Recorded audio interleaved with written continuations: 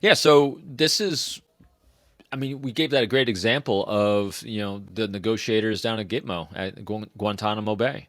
It's seeking to understand them from their viewpoints. Great example right now what's going on in the world with Ukraine.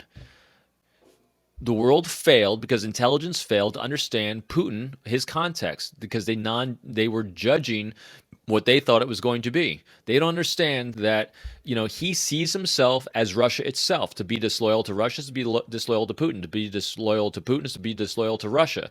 And also, he is all in, and he's not battling. I worked Russia in counterintelligence my entire life. That's why I'm commenting on it. So he's not battling against Ukraine. He's battling against the West and democracy. So it's understanding that context non-judgmentally helps you understand the reasons and actions he's taking. And then you look at past patterns of key behaviors are great predictors of the future, always.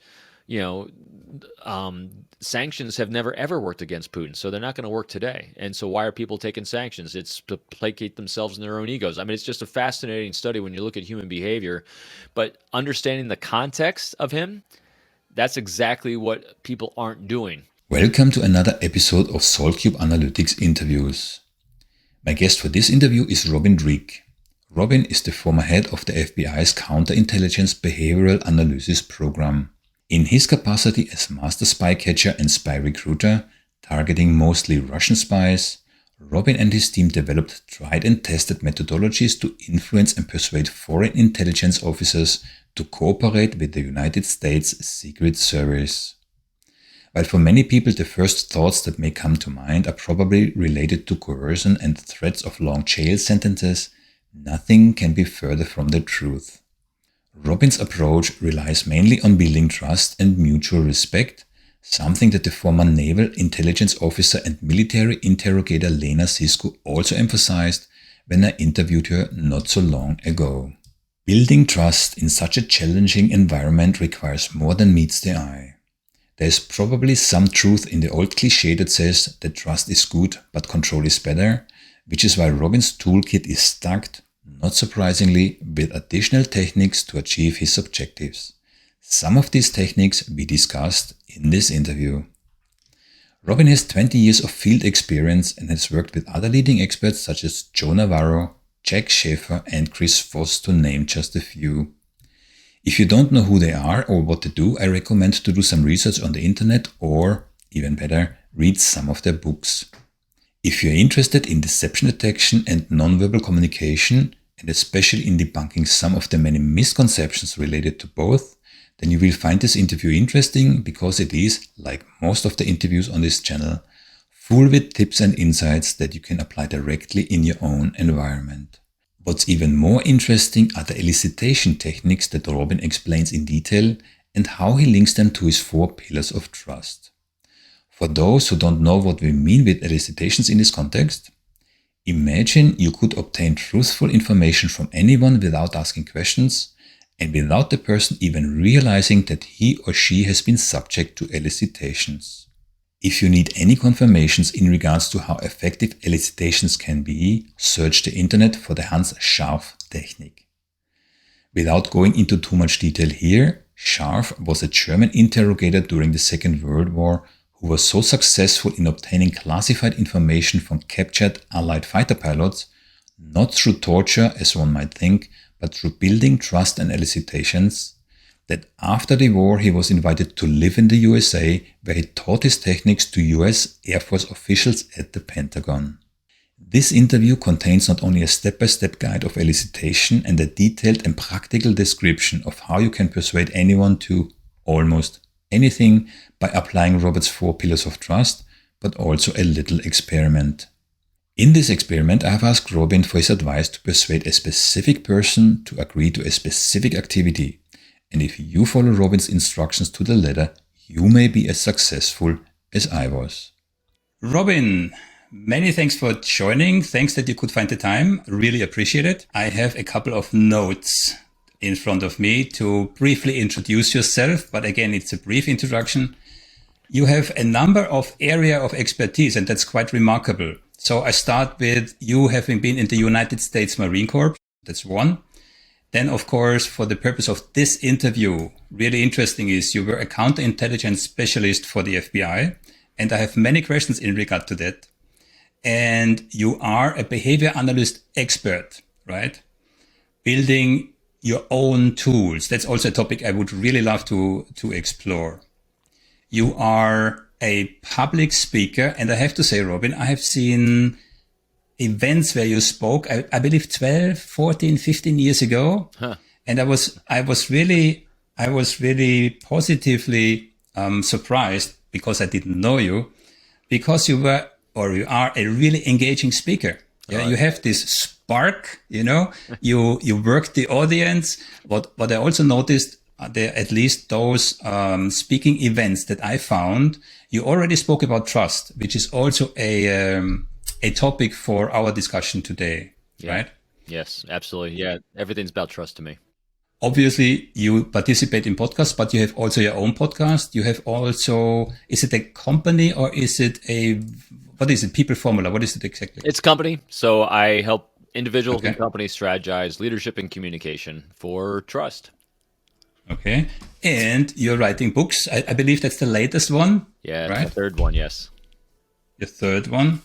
All about, sizing up people, but I think it's deeper than that. Maybe you comment briefly on your book. Yeah, so sizing people up, the last one is all about understanding people at a deeper level so you can really manage your expectations, because if you want to forge trust and have great, healthy, strong relationships, which is the whole purpose of it, then managing your expectations about what you can reasonably expect from a relationship with someone else is really the bedrock of it. So no one gets emotionally hijacked or has disappointment or all the negative emotions that can negatively affect relationships. So sizing people up is about really understanding and reading others and what you can anticipate. I think you said something right now. So there's also an element of introspection involved here, right? Huge. Because if you're not in charge of your own emotions, about your own signals that you're sending, not knowing that actually your own signals influence what you get back, right? I think that's a major part. So how do you address this? So yes, a huge part of my why is human behavior.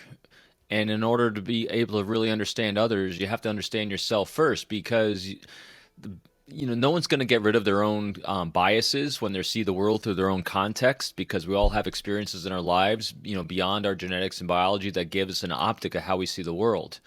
That optic can, skew the information we're bringing in. And so the more self-aware we can each become, and that's letting go of our own insecurities, because our own insecurities / ego really gets in the way of us seeing the world and seeing others non-judgmentally.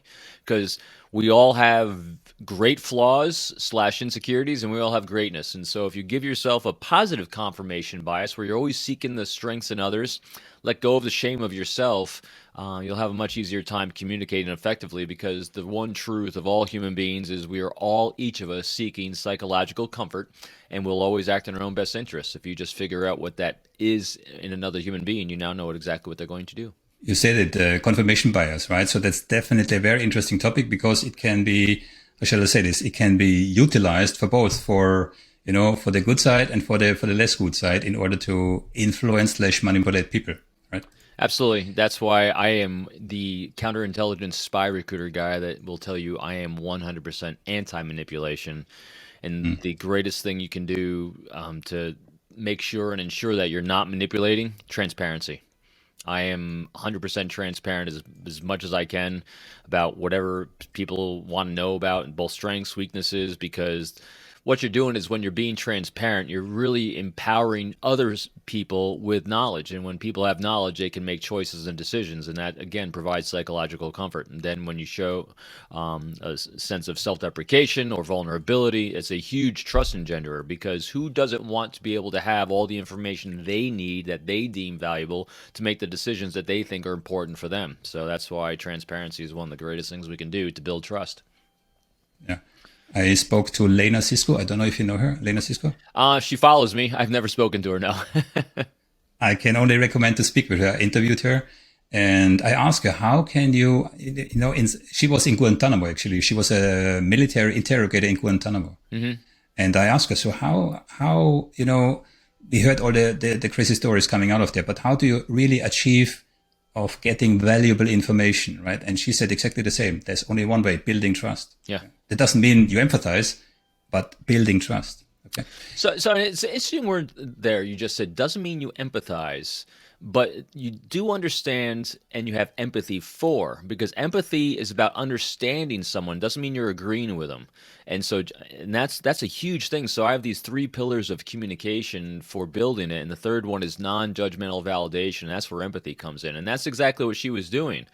Doesn't mean you agree with the actions and basically the what and the how that people take to further their why. But if you understand their why, if you understand what their greater cause is, again, doesn't mean you're agreeing with it. It means you understand it. People generally don't need you to agree with them. They need to feel heard. And so that's the great way you do it, is by validation. Yeah. Robin, I prepared a couple of things, Sure. amongst others, a list of topics that I would like to discuss. Yeah. Before we dive into, all kinds of different items, I tried to cover deception detection, nonverbal communication misconceptions, verbal versus nonverbal communication, because I see in your book you actually cover slightly verbal communication. Mm-hmm. Then, of course, building trust. And you just said 3 pillars, but I believe you have 4 pillars, right? 4 pillars of trust. 4 pillars, yep. Okay. Very interesting also. I would like to discuss elicitations, and then maybe how we can frame this all in a context that's valuable for negotiations. Yeah. So due to my background, I'm interested in business negotiations, but there are people who say everything is a negotiation, either at home or in the business. So you would be able to apply these kind of things everywhere, right? Sure. But before we go in here, right, I would like to start with your advanced training on social psychology from the FBI. Is there anything that you could share with us? If there was a great standardized program that, I went through or any of my team went through, it'd be great and easy to share that. But it's really not. It's kind of like you and anyone at our level of life where you've been through school, both whether it's undergraduate or graduate studies, and you read a lot of books. And I read a ton of books. I still read voraciously. And that's part of it. But the real education at this level happens from practical application. And so when my team would do our advanced training every year, we would call in different authors every year and have the authors speak about the content of their research, the content of what they did, and how they applied it to different aspects of their lives with their clients. And so there wasn't a structured, hey, today we're going to be doing X, Y, and Z, because we'd already been through FBI new agent training, mid-level, career-level training on espionage investigations and double agent operations. But when it came to the bread and butter of what you do in the world of counterintelligence, which is recruiting spies, the bedrock is forging trust, building relationships, and you have to personalize it for everyone's individual personality. So you got to personalize it. You have to make it about, what fits you and what you can actually deliver. And so that was the bedrock. Although I will tell you that some standard people that we did have come in to talk to the team was Chris Voss. You said negotiations. So Chris Voss never split the difference. He's been doing this a very, very long time. So I came on our team, I think it was January 2002, and he did our training on negotiation, and he is already down at Quantico. So he's been doing what he's been doing a long time, and he's just as good back then as he is now. I mean, well, he's even better now. So he did the whole communication and crisis negotiation with us. Joe Navarro, world-renowned nonverbal expert. He was also one of the founders of my team. Him and I met then, great friends. He came in and did a block on nonverbal behavior. And Jack Schaefer, he did a block on elicitation and language, basically, and writing. So those are kind of the 3 bedrocks that I remember most prominently coming on the team. Then the rest was always, every year, just a hodgepodge of phenomenal people, researchers, authors, that kind of stuff. I spoke to Mark McLitch. I don't know if you know him, also former FBI agent. He came up with statement analysis. I'm a bit more generally focused on the verbal side of things. Yeah. Yep. And I asked him and I asked Lena the same question, right? So I always had the impression that institutions like, for example, the FBI, they gather experience over 50, 60 years. Mm-hmm. They kind of store and propagate this experience and knowledge through the next generations of FBI agents. But that's not necessarily so, right? Yeah, it's not. It really depends on the program. I will tell you that Chris Voss's crisis negotiation program is a lot more structured in its introduction. But then again, as Chris became, again, I don't want to speak for Chris because I know him, but I don't know him in his program super well. He gained then immeasurable experience on the ground doing it. You know, stuff that you can't teach, and that's why he became such an advanced instructor in this stuff. So they have a really good baseline of knowledge that they're imparted. And same thing with my team. You know, our indoctrination when you come on the team is probably about a week long, and that's at an advanced level because people that come onto our team have been in the FBI anywhere between 5 to 10 years already working investigations and already been through all the baseline courses. So you hit it at that level. It's really sharing the practical experiences that each of us has, because a lot of times the team trains itself because everyone has a different expertise and different exposure that they've had. So they're sharing those experiences, best practices, and we bring it all together. It makes it even more powerful. So again, you're using relationships to get even better. And you were actually the head of the behavior analysis unit on the FBI, right? So, as head of the behavioral analysis program inside the FBI, there's multiple behavior programs. You have the BAUs, behavioral analysis units. Those are the ones that Criminal Minds is based off of. Those are generally the abnormal psych folks, the ones that are profiling, trying to find criminals after the fact, after a crime has been committed. My team, what we focused on was purely counterintelligence, and most of the time was proactive engagements where we're reaching out and trying to build a relationship or a dialogue with someone that we know it is. So we weren't profiling, we were strategizing trust. Because if you're going to have a dialogue and try to recruit someone, interview someone, or do a double agent operation where you need cooperation from someone, all of it requires trust. So believe it or not, that's all we really strategized was trust. And we generally fell within the parameters of normal human behavior. A lot of times the BAU folks, they'll go outside the normal parameters of human behavior because a lot of those individuals that they were profiling where people have done abnormal things, you know, crimes against children, crimes against adults, violent crimes. These are things that kind of fall out the norm. Okay, but it was not your let's say responsibility. You were really in counterintelligence, right? Purely 100% counterintelligence. So we sometimes will leak over because espionage investigations, which are criminal in their nature, I'd say at least half the time or 3/4 of the time, an individual, if they're going to commit espionage against their own country, that's not the only thing going sideways in their lives. A lot of times they are doing a lot of other criminal activities as well, whether it's money laundering, or a lot of times they were doing, a lot of them were crimes against children. For some reason, a lot of cases that I sat in on that we consulted on, they were doing horrible things to children as well. If we frame this under the umbrella of deception detection, right? I mean, even if you intend to build trust and you apply the techniques that you have to gain trust, you still need a measurement to see if someone is deceptive or not, right? So what could you... Yeah, I know a lot of people love to try to go down the deception detection route, and using nonverbals alone, you can't. You need a lot of other tools and techniques employed simultaneously, which you really can't do it live. At least I've never encountered anyone out of whether it's a Chris Voss, a Joe Navarro, or anyone that's been able to live look at someone, talk to someone, and say he's lying or she's lying right now. Because nonverbals alone will indicate stress. Stress can be a lot of things. And so what you're doing when you're building trust is you're looking for clues and indicators, both verbally and non-verbally. Am I inducing stress in the individual or am I inducing comfort? Because stress can be something that, all right, I caused a bad memory, a bad thought, a bad reaction, and it can also be deception as well. So those you'll take note of it and then re-explore it later, and then you'll do other things to try to see if there's consistency with statements, if you can get someone to write something down. So you had folks out who were statement analysis experts. That's probably, in my estimation, the best tool when trying to assess veracity. And because again, if you're always looking for, and I found this with law enforcement, if law enforcement has gotten a basic course on nonverbal behavior, and you had someone that went in and said you can detect deception through nonverbals, one, that's very scientifically inaccurate. And the other thing, though, that happens is that now you have a bunch of law enforcement individuals or anyone in any line of work, whether you're working in HR or you're doing the finance industry, which I deal with a lot.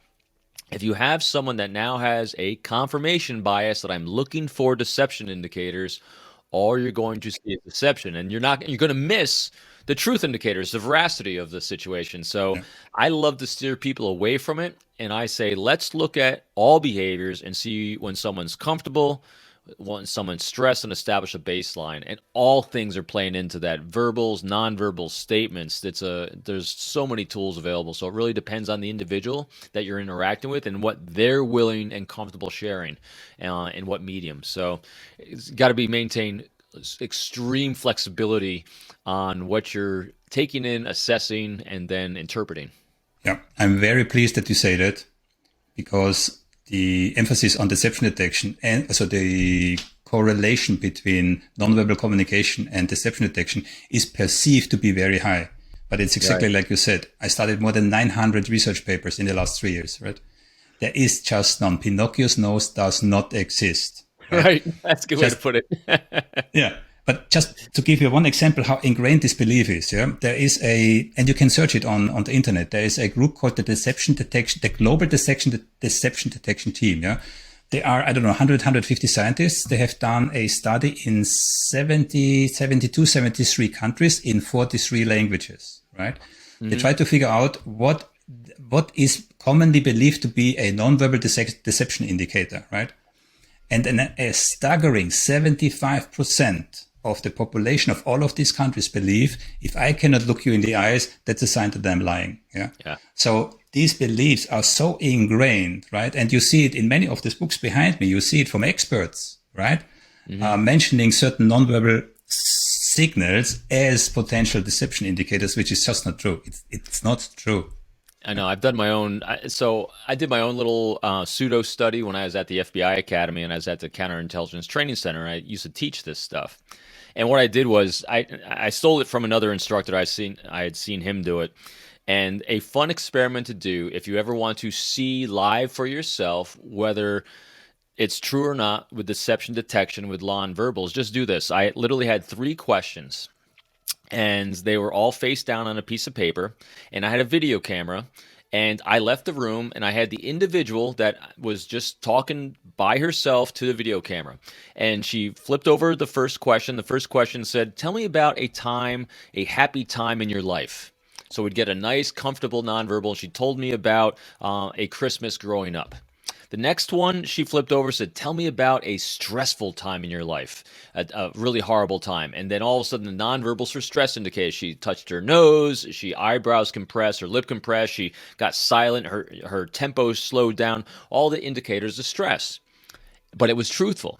I then, 3 weeks later, I reset it and I said, hey, Karen, I'm sorry, I lost the video. Can you do this for me again? So she's completely unaware that it was going to be a test. First question she turns over, same thing, nice nonverbal baseline of comfort. The next one she turned over, it said the same thing. Tell me about a stressful time in your life, but make it a lie.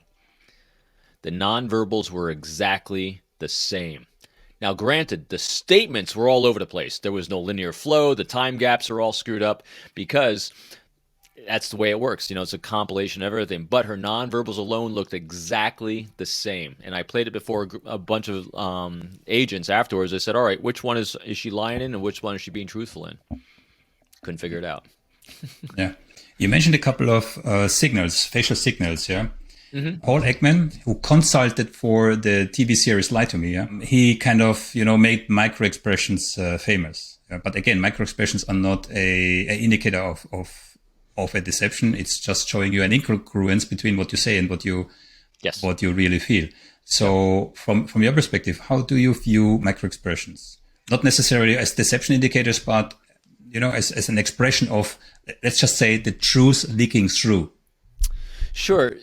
And it's always, everything's in flux as you get more data. For a long time, and I still believe in micro expressions. I think they can be extremely accurate when detecting comfort and stress. I've actually seen it live when interviewing my son. I have a great interview of my son when he was in first grade, and I caught a couple micro expressions. the challenge with micro expressions, they happen so fast. Again, you go to, if people want to put these things into practice live, you really can't, because it's a 1/16th of a second. Like, even with my son, here he is. I know my son inside out. He's in first grade. He's sitting on a couch in front of me, and he did a quick micro expression when I asked him about getting in trouble in school. It was a flash of a eye blink and a quick eyebrow compression. It happened boom, like this. And I missed it going live, but I looked back at the video. I was like, oh, there it is right there. So again, they can be accurate, especially when you have data points. And that's I think, the crux of this, because the other thing that people say, oh, he looked up and to the right or down to the left, he must be this. No. And I remember my first behavioral consult, we had the Dr. Reed Malloy, world-renowned psychologist from California. He was on our team as a consultant. I remember all we had was a video of the individual that we were trying to assess. And I remember this guy, all we had was eye movements. And I even said to him, I said, hey, let's start recording eye movements. And we had 4 hours of video to watch. And he goes, nope, we don't have enough data points. And so it was really my education at a young age, coming on the team as a nonverbal aficionado, that nonverbals are fantastic. There's a lot of things that are panpsychological that apply to all human beings when it comes to stress and comfort. But if you're going to dive deeper than that, then it comes down to the individual. There's a lot of idiosyncratic things that individuals do. It's like me, for instance. For pacification for myself, one of the things I'll do is I'll play with my wedding ring. And I might go with the webbing between my forefinger and my thumb. A lot of times, if I'm stressed at all, those would be some stress indicators I do. Other people, they'll do the stroking of the hair. They'll play with jewelry. Whatever a pacifier is for that individual. For me, I'm a little idiosyncratic, just like everyone is. And so you have to really, really focus on the individual and not give yourself a confirmation bias. Because I saw, one person doing it one way, that's not what I'm looking for every human being. Nope. Be open. See what normal looks like for them. Have a great conversation strategy to get that baseline of normal and comfort, and then look for differences. And that's what I'd recommend. Yeah, it's always worth pointing out that although nonverbal communication or macro expressions are not suitable for deception detection, it doesn't mean you have to discount them. There is a lot to be learned. There's a lot to be learned when you know what to look for, and these are things that you have to train, especially if you view it through the lens of evolutionary psychology. So here's how actually I've used nonverbals. As a matter of fact, the video I was sharing about my son is a great example of what you can use nonverbals for. So my 4 pillars of building trust and relationships, the first one is seeking the thoughts and opinions of others. And the second one is talk in terms of the priorities, challenges, and pain points of others, because that's what people want to share. What's fascinating, if you're watching the nonverbal behavior of individuals, when you bring up a topic of conversation or ask a discovery question, as I call it, you're going to be able to gauge how comfortable they are with that topic. And you'll be able to really identify which are top priorities and lower priorities of individual by looking at how elevated they are, how up and open they are when discussing each of these topics. And you'll be going to be able to start ranking them and know what to go back for, to talk about more, to keep building trust, because you can really assess someone's goals and challenges and priorities by looking at how they respond to them nonverbally. Okay, and what exactly is it that you're looking for? Non-verbally. So if I establish a nice baseline of what normal looks like by asking about the weather, asking just normal everyday stuff, what you watched on TV last night, what book you're currently reading, you're going to get a normal baseline of their normal look. And then I might ask about, hey, so what are you currently dealing with now? What's the current challenge at work? And then you're going to see and listen to the reaction that they have. Now, if I'm getting some eyebrow compression, lip compression, I now know this is a pain point challenge, and so we know, all right, this is one we might either want to be a resource to help them solve, or they want to stay away from. It really depends on what it is you're going for in a situation. But now if I see them do an eyebrow elevation, smiling, maybe tilting the head, some palms up ventral displays, and you can do this all via Zoom as well. If I start seeing animation up, out, and open, I'm saying, oh, this is a better thing to talk about. This is a priority for them, a positive priority. And then if you bring up another topic later on, if they get even more animated, maybe their tempo of their voice picks up, their modulation picks up, that I can rank that even higher. So it really, you can graduate these things based on how up and open they are on each of the topics as compared to some topics that might induce some stress. Those are the things I'm looking for. I know that you spoke with Abby Marono, right? what's your take on this? Were you aware? Had you incorporated it in your work and in the FBI? Yes, believe it or not. So again, she's worked with Joe Navarro a lot on that, and Joe's a Yeah. very good friend of mine, teacher, mentor, and guide, as well as Jack Schaefer. Joe's been speaking about the lower body for very many years. Matter of fact, many of his nonverbal books include the lower body, because what the lower body really gives us is gosh, it gives us a lot, because the angles of the feet, the toes, the legs, what direction from the waist down we're angled at or not angled at, whether we're engaged, not engaged, it's really saying a lot. A lot of pacifying indicators happen from the feet down, whether our feet are moving, bouncing, or we have a toe elevation, which is another elevation move, from the heel down and the toe up in the air. A lot of these things are giving us some great indicators, and they go into even more depth of it with their research. And so, yes, very aware of it. When I started doing nonverbal and focusing on nonverbal behavior, it was a lot. There's so much content. There's so much to watch in the human body, from the tips of the toes to the top of the head.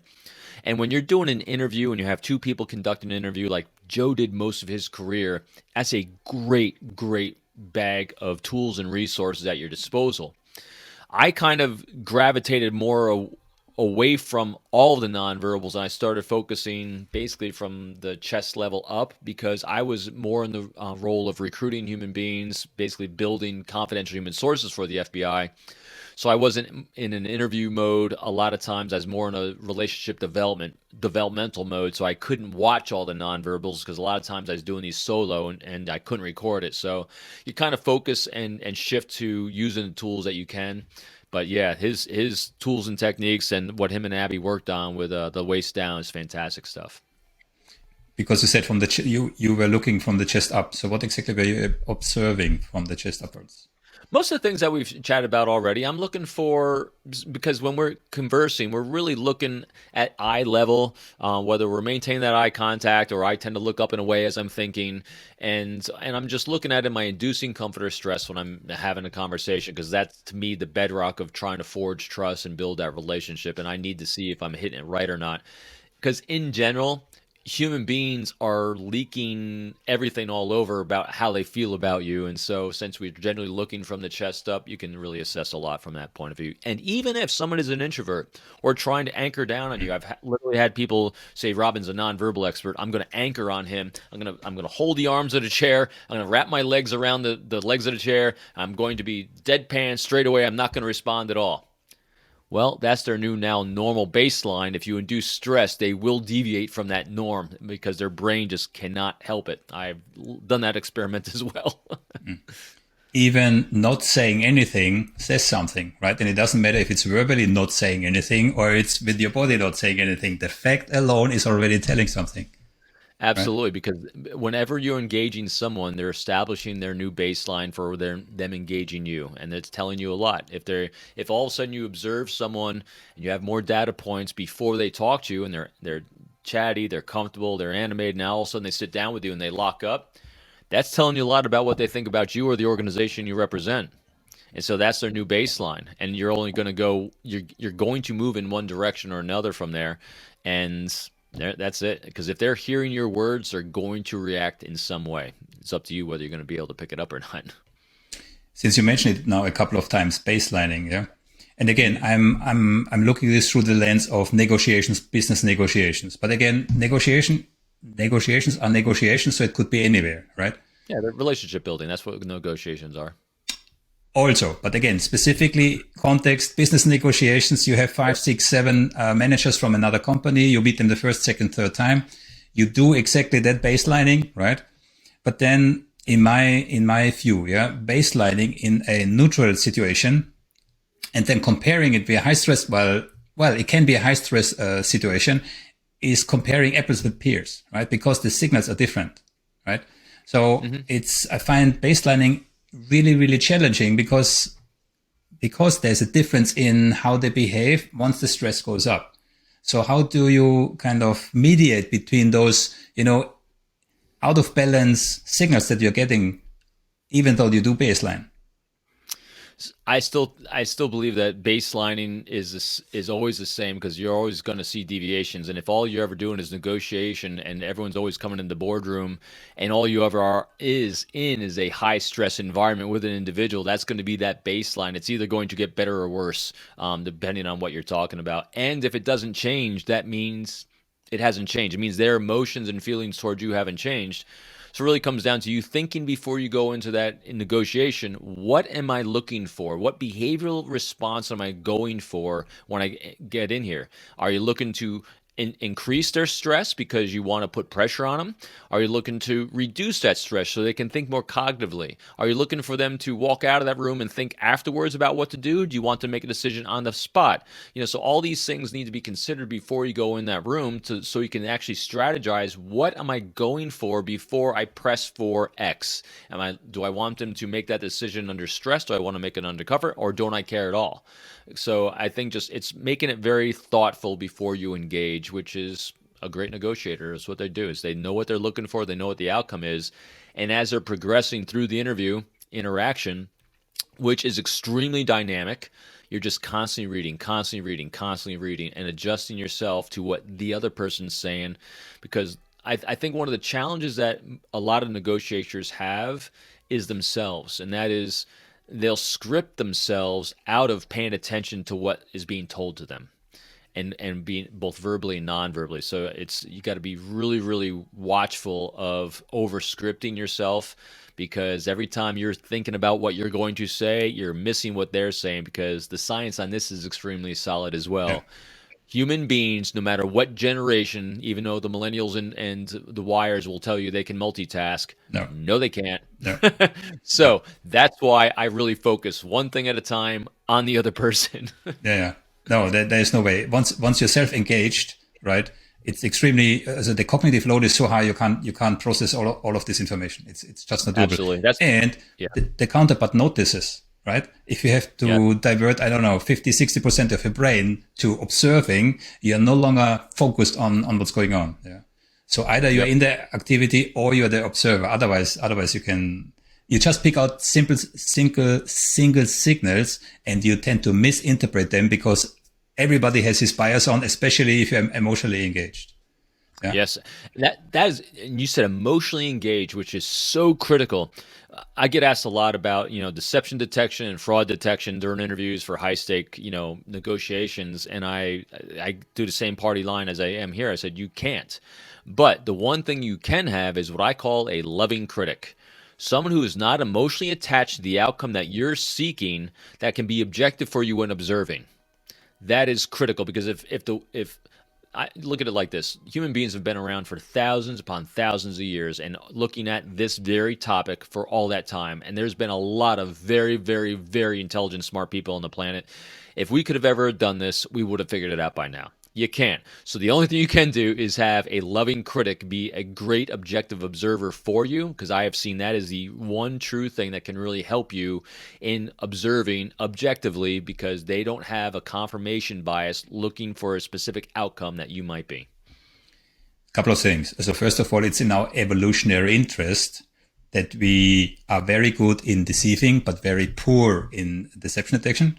And secondly, our expressivity of our bodies are really essential. Yeah? And the example that I'm using is you and me or anybody, we can recognize on 100 meter if a person is afraid or scared without even seeing that person's face. And we just need, 33 milliseconds, because what's dangerous for that person 100 meters or yards ahead of me may also be dangerous for myself, right? So again, evolutionary perspective, that all makes sense. Yeah.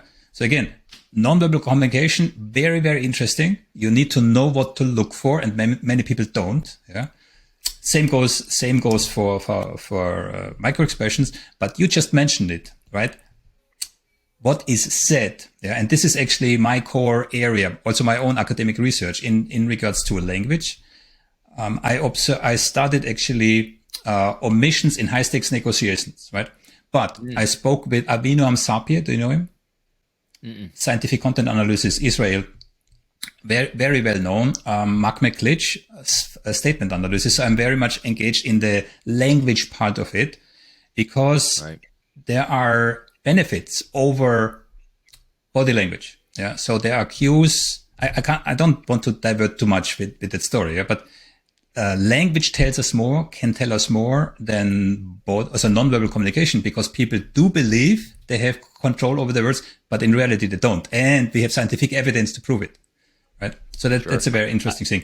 The only thing what I want to say or to ask about, for you, because I saw in your book, I wasn't able to read it completely, but I think chapter 7 is about language. Yeah. Mm-hmm. So it's on my list. So I would like to get your view on language as a means of not necessarily deception detection, but also, but what else can you deduct from language? So language, as I put it in the book, and I've said it a little bit already, is really the cornerstone for me for building trust and forging relationships and understanding where the other person's focus is, as well as their own self-awareness. And so what I'm always looking for in language and try to demonstrate as well is make sure that the other person's brain is positively engaging them for engaging with us. Again, providing that psychological comfort. And I love evolutionary psychology. We've had a couple of evolutionary psychologists come to our team about their findings, and I love that stuff, is because it becomes extremely predictable. Because again, all human beings are going to act in their own best interest in terms of their safety, security, and prosperity for themselves and those they care about. As long as you know what that person thinks that is, you now know what they're going to do. If you provide that psychological comfort through language, you're going to start forging trust and forging a relationship. And that is by using your language to make sure you're seeking their thoughts and opinions instead of sharing yours. 2, you're talking in terms of their priorities, challenge, and pain points instead of your own. 3, that non-judgmental validation and curiosity about them instead of oversharing about yourself. And finally, 4, empowering them with choices.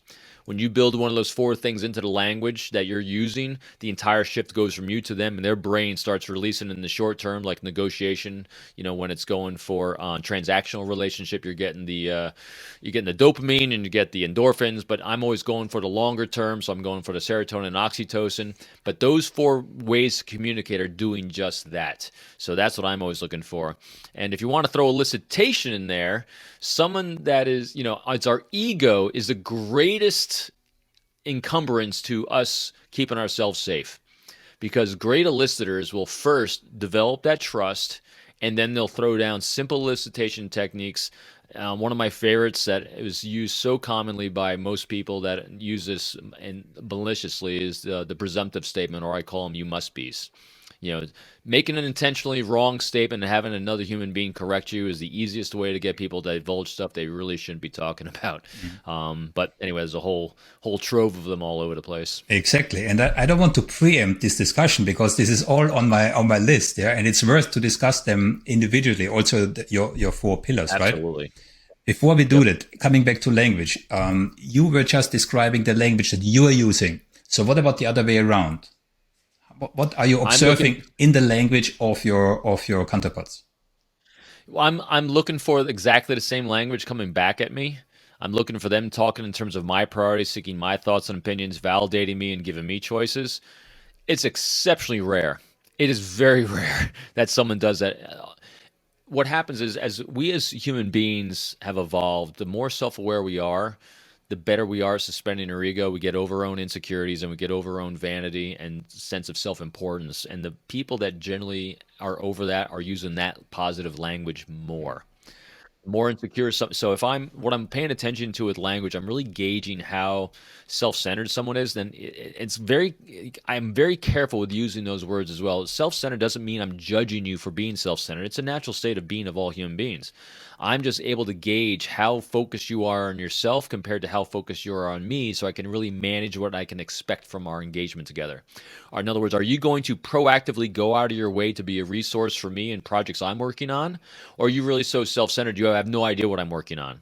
And so I don't judge it one way or the other. I now know what I can reasonably expect from our encounters and from our engagement. So that's what I'm really looking for with language. I'm seeing, where's the focus? Is the focus outward or is the focus inward? So you said self-aware. Me not being a native English speaker, self-aware. The word I probably would use is mindful. Is that what you mean? Yes. Yeah. Yes, mindful. Okay. Eckhart Tolle. I'm a big fan of Eckhart Tolle as well. The book, The Power of Now, Mindfulness, and A New Earth. So I read. So my studies are again, as you said at the beginning, is a balance between being able to understand and observe others requires our ability to really know ourselves and know humanity, whether it's through mindfulness, awareness, evolutionary psychology. All these things I think play into just that. So the more, the better. Yeah, you said it. This is a interlinking between all those different fields, and one will not help you much. You need to look, Right. in more than just one direction. Yeah. Absolutely. Okay, so verbal. Is there anything more in regards to verbal in terms of? I tried one more time, yeah, but then we go to your pillars, yeah. Sure. Again, I'm personally very much interested in verbal. So from your FBI background, if you, again, I don't need to frame it in deception detection. That's not all, yeah. But in analyzing speech or analyzing text, is there? Sure. Yes. So the other thing I do with verbals is, are they generally positive in nature, negative in nature? I'm looking for victimization words or non-victimization. So it's a sense of ownership in there as well. So I'm looking for those indicators in the words. Positivity goes a long way with trying to assess individuals I'm dealing with, because again, if someone generally is approaching you with positive framing of what they're encountering, what they're dealing with, that someone is most likely going to have a lot of veracity and transparency. And so then I'm also, when I'm combining, is I'm looking at the words they're using, the tempo of which I'm getting those words, because they should be very baseline congruent. In other words, if I ask a question and you're sharing normal everyday kind of information, you're going to have a tempo and flow about how you provide that information. If I'm going now for a piece of information I think might be a little more sensitive to you, I'm going to gauge how fast that information comes, because if it's maintaining that same tempo and speed in which you're replying to me, most likely, one, you're comfortable with it, and two, most likely you're not trying to get around the truth necessarily, because you don't have to pre-think what's coming out of your mouth. If someone all of a sudden starts slowing down and the tempo shifts from their normal baseline, there's a reason, because they're thinking about what's coming out of their mouth for some reason, whether they're trying to go around the truth, whether they want to provide more accurate information for you. So it really kind of depends. Then I might go back and repeat the question in a different way to see if it maintains congruency. At the same time, I'm looking for the verbal congruence at baseline as well as nonverbal. So the way they're sharing that information with me nonverbal, are they still displaying open and accommodating nonverbals, or all of a sudden a stress-induced nonverbally while they're sharing the information? So it's our brain taking in a lot of information, and at this point, a lot of it is verbal about how it's coming in. Before we come to your pillars, I have a last question in regards to deception detection, right? There are many books who claim we lie like 20 times a day or 20 times an hour or 200 times a day. They're vastly diverging numbers. Yeah? My own research and a plethora of other research shows that people actually do not like to lie, at least not outright lies. They are using deceptive strategies to circumvent lies, right?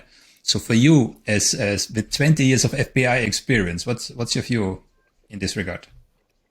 I'm with you on this as well. I think people do not like to lie. They'll avoid lying at all costs, and that's why they use things like word bridging and word modifiers. Yeah. To try to get around lying, deceiving. People don't like doing it. It's incongruent with us, because and here's why. We want to feel connected. We want to be valued. We want to belong to meaningful groups and organizations. We know genetically and biologically, intrinsically, that if we are going to be deceptive, we're going to look manipulative, and no one's going to want to be our friend.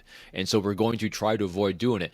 And we're at an internal battle on this, because at the same time, we don't want to look like we're less than someone else. So we don't want to, have a skill set that's not as good as someone else because of our own insecurities. So there's this constant internal battle where we don't want to be deceptive, we don't want to lie, but we also don't want to be thought less of because we want to belong. So it's a fascinating internal struggle. That's why I'm always looking at how open is someone, how transparent are they? Because generally, if someone's like that and they have competence, most likely, I'm going to go that they're truthful most of the time. And if they're not, it's because it was a mistake they meant to be. Even hardcore... I'm a glass half full kind of guy. Glass half full. Okay. I'm more the glass half empty thing. Or someone said, "Hey, it's both half full and half empty. If you want it fuller, put more water in it." Yeah. Also true. Also true. Okay, Robin, let's come to your 4 pillars of trust. And I think it's worth going through them one by one, right? I know you go through this like you have said this many times, yeah. But I would like to have a brief outline of every one of those 4 pillars and maybe also how to best apply them. Sure. Which one first you want? What's your first? I have seek the thoughts and opinions of others instead of sharing your own. It makes absolutely sense as a sentence itself already, but there's a deeper meaning behind this, as I've read in your book. Yeah.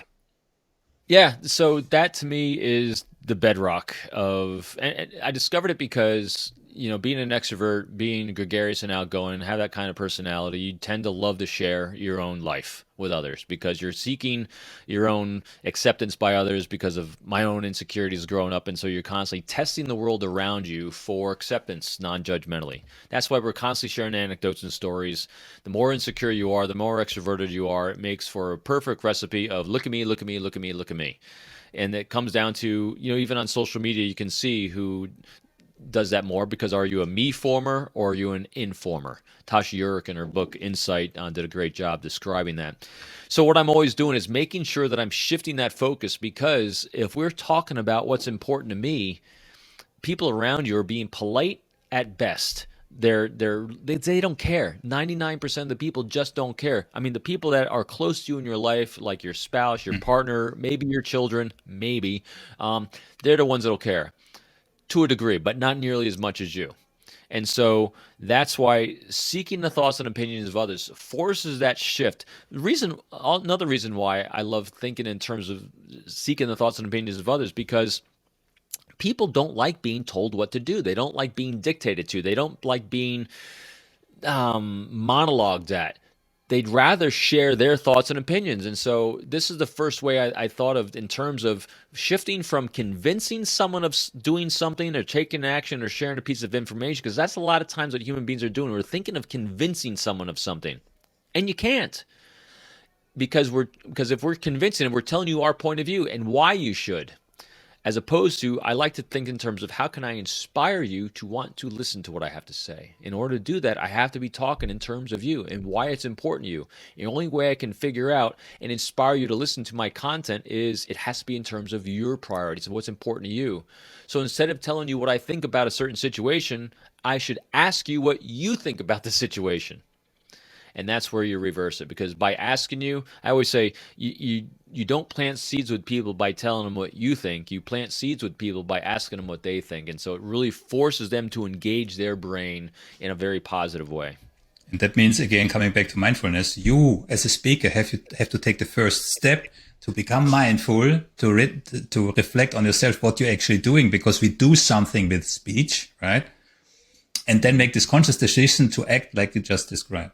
But mindfulness, without mindfulness, you're just engaged, yeah, emotionally engaged. Absolutely. That's good. Okay. Definitely emotionally engaged. Yeah. The next one, talk in terms of their priorities and challenges instead of your own. Right. So the first step is find out what those priorities are by seeking their thoughts and opinions. And the second one is talking in terms of those priorities. Because again, psychological comfort, that's what we're seeking and craving. If you're not talking in terms of what they think that is, of the things that are providing that psychological comfort to them, you are wasting breath. Now, what some people that are really adept at this will do, though, like great salesmen, great negotiators, a lot of times they might help people discover a priority that they didn't know existed. That's why you do that by seeking the thoughts and opinions first, because when you start hearing their thoughts and opinions about certain things, you're going to start getting context, you're going to start getting more data points and more information, and you start learning about some of their priorities, because when people start sharing their thoughts and opinions, they're going to start sharing what's important to them. And so now when you're going back and having that dialogue, what you should be doing is sharing your resources and ideas that you have to solve those pain points, to solve those priorities. Because again, that's what people are generally looking for, is they're looking to be validated for those thoughts and opinions they have. So always talk in terms of them. Okay. And on a practical level, I mean, talk in terms of their priorities. I mean, we're not talking about mirroring here, right? No. So that's a great topic to bring up. we were taught mirroring at the basic level when doing interviewing. To tilt your head to the right while you're talking. You can Yeah. really test whether. Reading and matching. Yeah, Yeah, yeah, yeah. The challenge with that is one, if you're discovered doing it, yeah. it's like you're mocking them and you'll blow trust. I always say I don't worry about matching or mirroring someone because when you have a connection, you're going to do it automatically. And if I'm thinking again, if I'm thinking about mirroring, I'm not paying attention to what they're saying because I'm thinking about mirroring. I try to keep that focus 100% on them, but you will naturally start matching. Yes. Okay. Next one, validating them non-judgmentally with non-judgmental curiosity to understand them, their situation and context. Again, in a practical way, if you can. Yeah. So this is, I mean, we gave that a great example of, the negotiators down at Gitmo at Guantanamo Bay. It's seeking to understand them from their viewpoints. Great example right now what's going on in the world with Ukraine. The world failed because intelligence failed to understand Putin, his context, because they were judging what they thought it was going to be. They don't understand that he sees himself as Russia itself. To be disloyal to Russia is to be disloyal to Putin. To be disloyal to Putin is to be disloyal to Russia. And also, he is all in, and he's not battling. I worked Russia in counterintelligence my entire life. That's why I'm commenting on it. So he's not battling against Ukraine. He's battling against the Western democracy.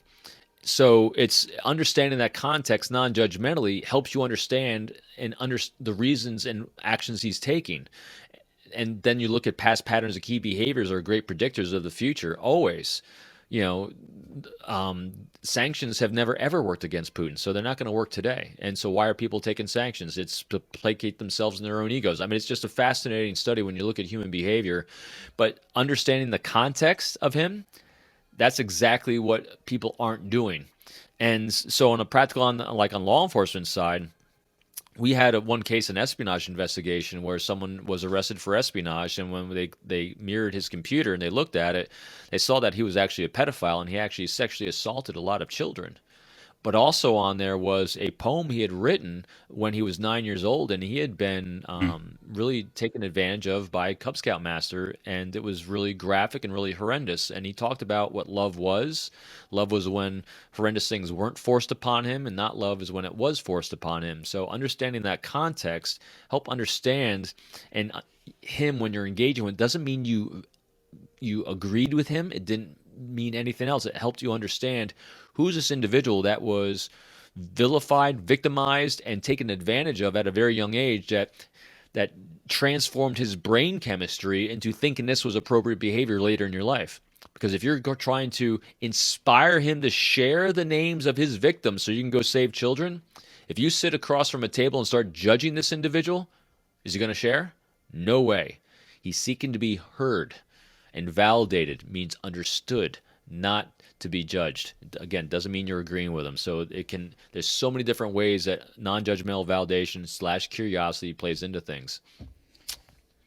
I'm very tempted to come back to a moment to Putin and Russia and context, right? Because the last words that you just said are absolutely applicable not only to this pedophile, but also to Putin.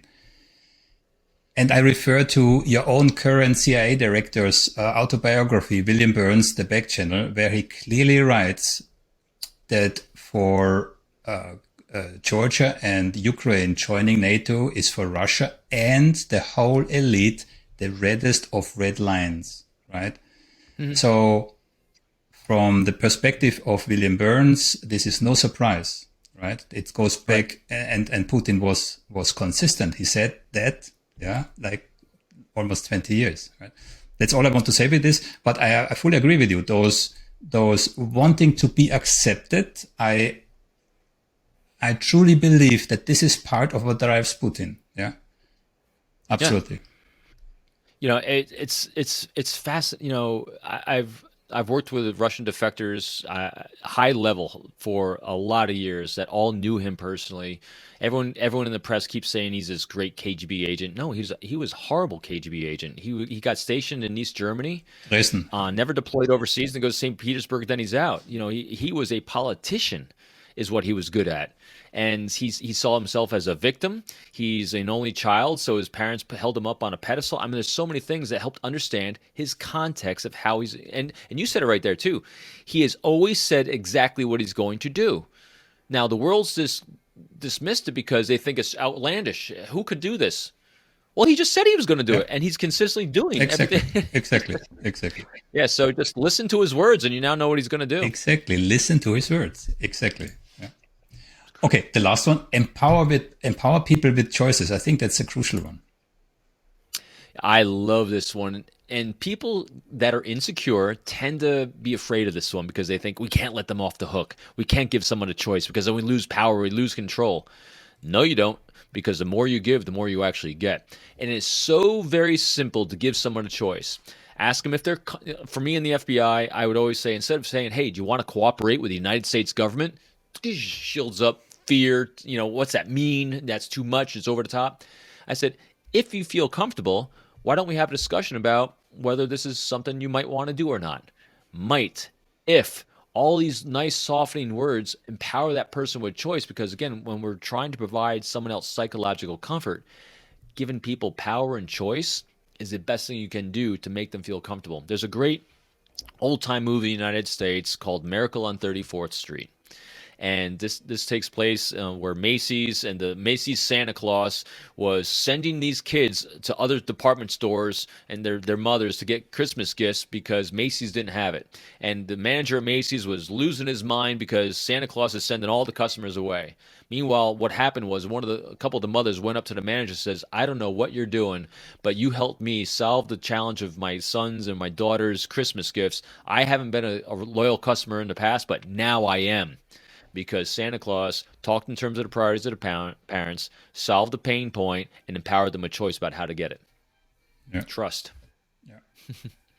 So this concludes the 4 pillars. Oh yeah, and you said, of course, I mean, it's kind of a concept, right? It's repeatable. You can apply them in multiple. Everything. Yeah. Okay. Use it with my kids all the time. Leadership, home, neighbors, you name it. If you ever find yourself in a challenging situation with someone, and you want to make sure that you put your best foot forward and it goes to hopefully in a much more effective way, slow down and think to yourself before you open your mouth and say something and make a statement. Ask yourself, how can I make it a question? Ask their opinion about it. Is it important to them or is it just important to me? Seek to understand their point of view without judging it. And how do I make this a choice to them? You make it sound very simple, but again, the crux here is you have to be mindful. Yeah. And especially, again, when you're engaged, it's very difficult. So I'm guessing you're doing this a long time. Yeah. Maybe it's worth briefly exploring. How did you manage, at least to a certain degree, to become mindful enough, to take this step back, be Robin the observer and then control or manage your responses? How did you learn that? I failed really, really magnificently many times. So probably everyone has something they're great at. And I was fortunate that every time a human engagement with someone went sideways, went wrong, didn't go as well as I was hoping, I never, ever said, it's them, they're wrong. I always took ownership of it and said, I must have done something to cause this negative behavior. What did I do? And so I was constantly watching and observing myself, what worked and didn't work, watching the people around me when it worked and didn't work, and try to take that art form of interpersonal communication and make it that paint by number that makes it repeatable. But when you combine that with the enjoyment I started having, I got this from the FBI. I interviewed so many people from so many different nationalities and walks of life. I probably had 22 to 24 different nationalities I had to interview throughout the course of my career, because every time some sort of conflict broke out in the world, the FBI's job in counterintelligence was to talk to everyone from that country in the United States to try to make a friend, to try to garner information that would help protect national interests. Those are the country that is being under conflict and our NATO allies. That was really it, always trying to help protect by gathering information. And if you started a conversation with somebody you've never met before in a different part of the world with a different ethics and moral structure from your own, and you gave a nonverbal stress indicator, surprise, if you had any reaction whatsoever, verbally or non-verbally, to the things they're sharing, they're going to shut up and never share anything with you. That is a bad reaction. So it became really good muscle memory to every time I heard something I had never heard before, I immediately become curious. And when you actually feel that curiosity in here and you have it coming out of your mouth and your nonverbals, all these things become very congruent. So curiosity needs to be congruent when you want to start forging that trust. And it came from many years of being way too judgmental of people that were different than me. Okay.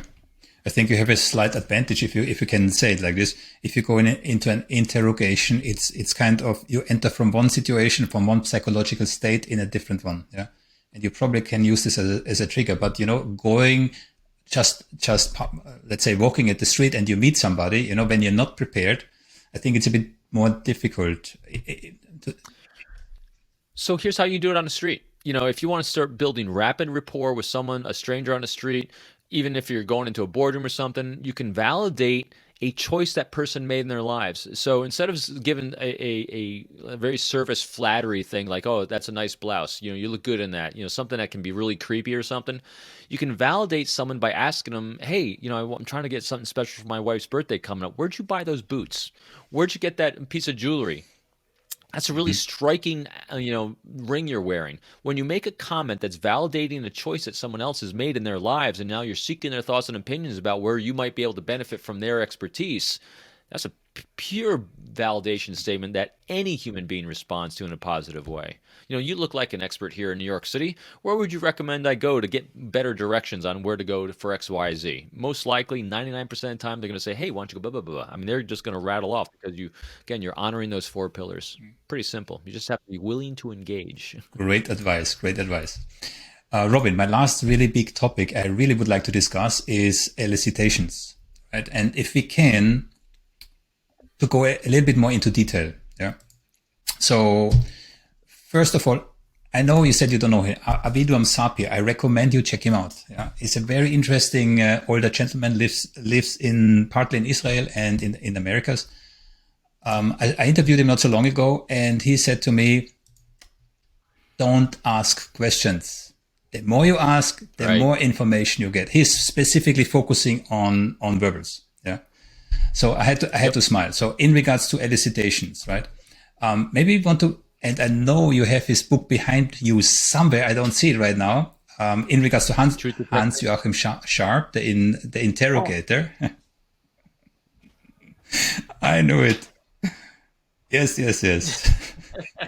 Hans Sharp, the interrogator. Okay. Yes. I discussed a great human being. I discussed the book with Avinoam. Yeah. I don't have the book, but I have 5 research papers in front of me, which are quite recent from Professor Granham. I don't know if you know him. Mm-hmm. They actually investigated specifically the Sharp method. Yeah. But before, again, I don't necessarily want to focus on Sharp. I want to make this a bit more specific in regards to FBI. Sure. But since you have the book in front of you, it's his autobiography, not written by him, but by somebody else. Maybe you briefly outline who Hans-Joachim Sharp was. Sure. Hans Sharp was a German interrogator during World War II. And when you say something like that, it draws up the images that we see in movies and media of some guy that was tasked with getting classified information by ripping fingernails off or something like that. No, his father raised him, I think it was South Africa, to be a good human being, to treat other human beings with dignity and respect. And he spoke fluent English. And so when the World War broke out, the Germans conscripted him, because he was German by birth, to be a translator at first. And then when they started doing the interrogations of the downed Allied pilots, he was tasked with doing it. He was given no instruction. He wasn't told how to do anything. He was just told, here's a bit of information we need, go get it. He didn't know how to do anything except what his father taught him. And his father taught him to treat every human being with dignity and do all you can to make their lives comfortable. And so that's exactly what he did. So he developed great relationships with these Allied pilots. He would take them for walks. He did all he could to get them their Red Cross packages, letters from home, mail for them. A lot of times his efforts were thwarted, but the pilots knew he cared deeply about their welfare, and he did all he could. Now, what he did also do was he had great conversations, and he never asked direct questions. for the information that he was going for. And this is a good lead into one of the greatest elicitation techniques we mentioned already, and that's the presumptive statement. One of the greatest stories I thought in here that really exemplifies what they call the sharp method is he was having this and I'm going to butcher this. It's been years since I read the book, but he's having this one discussion with an Allied pilot, and he had been tasked with finding out why the rounds that were being shot out of the fighter pilots, the fighters, was going from red tracer rounds to white tracer rounds. And no one in the German army could figure this out, and it's driving them nuts. And so they gave it to Hans to figure out. So 2 weeks of talking to this one Allied pilot. Hans had brought it up, I think maybe once or twice, and got nowhere. And the guy's, no, Hans, I'm never telling you anything. And so one day they were talking about manufacturing challenges in both Germany and the United States, and they're talking about washing machines and other innocuous baseline things. And Hans made the presumptive statement saying, "Hey, it must be really tough in the United States because you guys are running out of red paint, and now you're having to use white paint for your tracer rounds." And so just by making that presumptive statement, you must be running out of paint, the pilot's like, no, Hans, you don't know what you're talking about. When we shift to paint, it means that we're running out of rounds. We're down to our last 10 rounds. That's why we have that shift in paint. Again, I know I butchered the story a little bit, but it's literally Hans developing trust, developing a relationship, and using a presumptive statement, making a statement about what he thought was a fact, and the ego of the human brain says, I'm going to correct this human being. I'm going to prove them wrong because I want to be right. And so it's what Hans was known for. And again, one little nugget at a time, he was able to help the Germans piece a lot of information together. But the bottom line to me was he treated every pilot with as much dignity and respect as he could. Yeah, and after the war, he actually moved to the US, right? He did. He moved to California. Actually, so part of my team, I wanted to get him in to see if I could actually interview him. He passed away in the 90s, and every year there would be a reunion at his home where all the pilots that he had actually helped would come and celebrate him and thank him for all he had done. And they all said the same thing. I have no idea what the hell he ever got from us, but we loved Hans. Okay. Coming to a couple of other elicitation techniques. Can you comment? What else is there? I mean, I have the book from Jack. Yes, a truth detector. Jack Schaefer, a truth detector, a master of elicitation or truth detection. Yeah. Inspire people to tell the truth before they have chance to deceive you. I love it. I'm still going to stick with the presumptive statement because it really applies to the human ego. You can really do a lot, though, with social proof. I like as one where you have someone disclose a critical bit of information, and you kind of go around what I call the reveal bandwagon, where someone reveals something else, and then you look at someone and it's presumed that they're going to also share that kind of critical information. Curiosity is a great one, I think, where you inspire someone to want to divulge information because you make them curious about what it is you're doing. People do this on websites all the time. I mean, marketers do this all the time. Hey, you can only attend my conference if you're one of the top 10 people, and you only get the information once you subscribe to my email list. That's using curiosity to get people to subscribe to an email list. Those are probably the top ones I use, just because that using the ego and people's need to correct others and prove someone else wrong that's the bedrock for elicitation. Really, is inspiring someone to share information without asking a question. Okay. In general terms, first of all, two little questions. So, did you apply this actively in the FBI? Is that taught? It's something not a lot of people know how to do well. Sometimes it's taught, sometimes not. I used to teach it. Yes. My first book, when I was at Quantico, I used to teach this stuff. Yes. I used to send people out into the public to deal with regular human beings at malls and shopping centers, and they would elicit dates of birth, PIN numbers, social security numbers, biographical information. It's pretty easy to get. So how much training do you need? How much training do you need to become that proficient? Because it's not so easy. We did a similar thing, filming people, asking them about mundane things and just reading the body language. But it's not so easy to get people to actually do that. So if you script it out, it's pretty simple. I'll want a 30-second example of getting it. I'll give it to you right now. So in order for us to do a background check on someone and open someone as a potential confidential human source for the FBI, I need your name, your date of birth, your home of record, and employment. Those are types of things that if you walk up to a stranger and ask them those questions, their shields are going up and they're saying no way. But if you use elicitation, you can get a lot of that. So say that I typically you go to a bookstore and the bookstore would be a big bin of books. And I did this. I was wearing a suit. It's middle of the day. I was giving an example. There's a woman standing at a big bin of books. I go up to her and my body's bladed away. So accommodating nonverbal. I'm so sorry, man. I got to get back to work really quickly. I'm trying to buy something special for my wife's birthday coming up. Do you have any recommendations? She non-verbally opens to me because I'm seeking her thoughts and opinions. I made it about her. And she says, oh, I'm trying to get something for my father. And I said, oh, so you must be like our family. Everyone's date of birth is in the same month. And she goes, oh, no, I'm in January. I said, oh, the 5th? No, the 6th.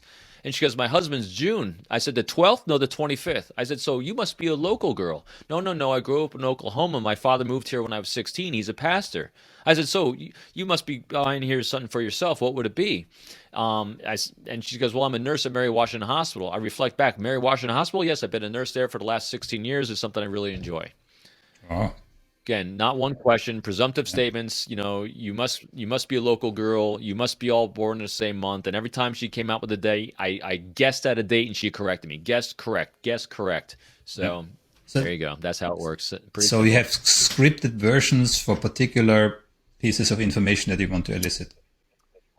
I'll say yes-ish. You can script it out like that, but at the same time, if you know the principle of just making the statement, I call them themes. You have the themes with you about how to do that, and just wait for the opportunity to lay it down. It's amazingly effective and scary.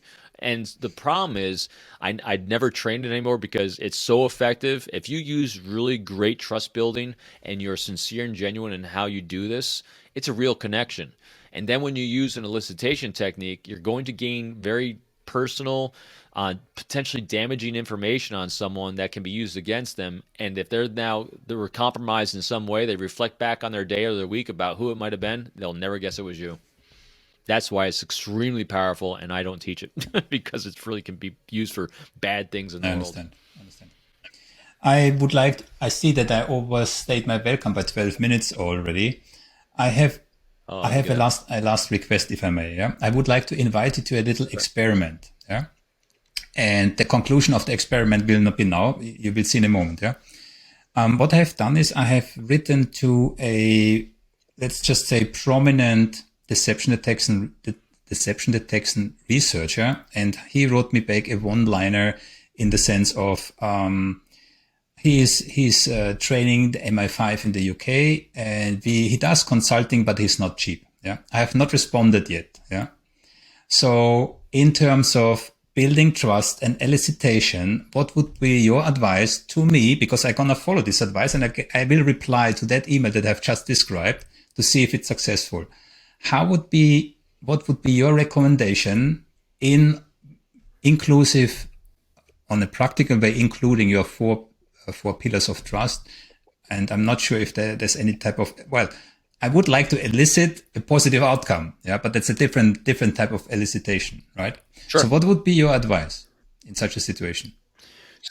So your goal is to have a correspondence with him? No, my goal is to get him to agree to have a podcast with me. Okay. So what I would do is I would appeal to his greatness and validate him and his expertise, and that your audience could really benefit from his thoughts, opinions, ideas, because you are put on this earth to share this great knowledge with others. Appeal to that. And if he's unable to, or if you don't have time, you completely understand. Would you have anyone else he'd recommend that might be able to have time to do that?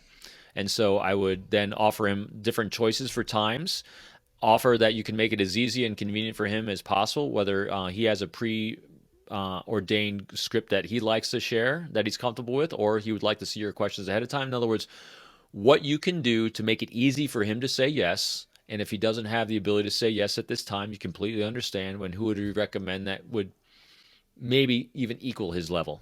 So you appeal to that greatness, you talk in terms of his priorities, you validate him, and you say what the world could really benefit from hearing his thoughts and opinions. I'm so glad I have this recorded. At least that's what I would do. You have to make it about him, not what you need. The ask is not about you. The ask is about him and your audience. Perfect. So here's now what you do. Go each line of that email you're going to respond, and in every sentence, ask yourself, is this sentence about me or is it about him? In order to make it about him, you have to make sure that each one of those sentences has at least one of those four elements: seeking a thought and opinion, talking in terms of priority, a validation statement, or giving him a choice. As long as each one of those sentences has that in it, you're okay. If one of those sentences doesn't, you have to build it in. And if you can't build it in, that sentence has to be wiped out. Great advice. Great advice. I will definitely share the outcome of my little You must share. experiment with you. Absolutely.